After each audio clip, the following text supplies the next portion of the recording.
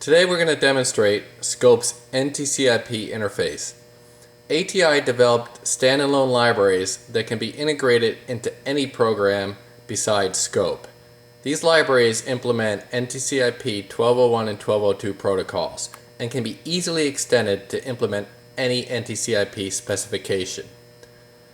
Scope has been running on an ITS cabinet for over 2 hours right now, and that's what we're looking at.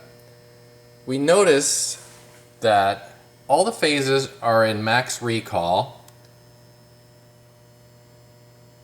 The red clearance time for every phase has been set to 3 seconds, and the yellow clearance time for all the phases have been set to 2 seconds.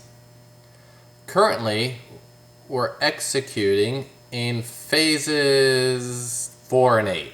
So if we take a look at the ITS cabinet, we notice that load switch 4 is in green. That's what that red light is on the bottom of the switch in position C.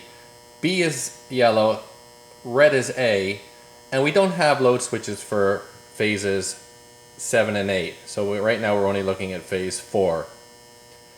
It switches to yellow, then switches to red, and it'll stay there for 3 seconds, the clearance time, before switching to phases 2 and 6. Coming back to the main GUI of Scope, we can see we're in phases 2 and 6, and we're executing just fine. You can also see phases 2 and 6 up here.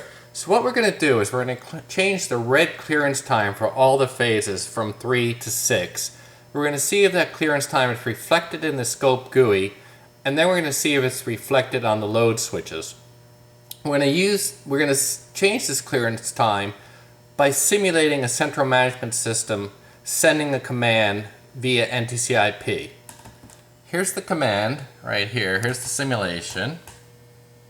And all we do is execute it. And take a look at the Scope GUI. We can see the red clearance times have instantly all changed to 6 seconds.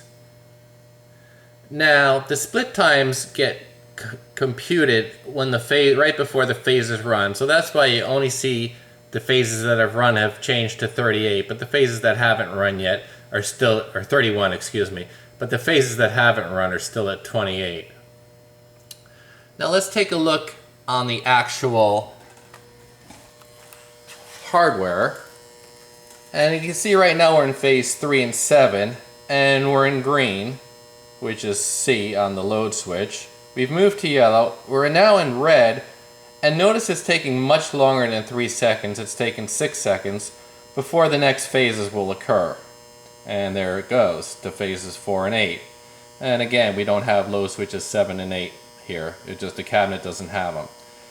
So as you can see, we proved that a central management system command to change the red clear time traveled to the Scope GUI, and then Scope was able to send it along to the cabinet.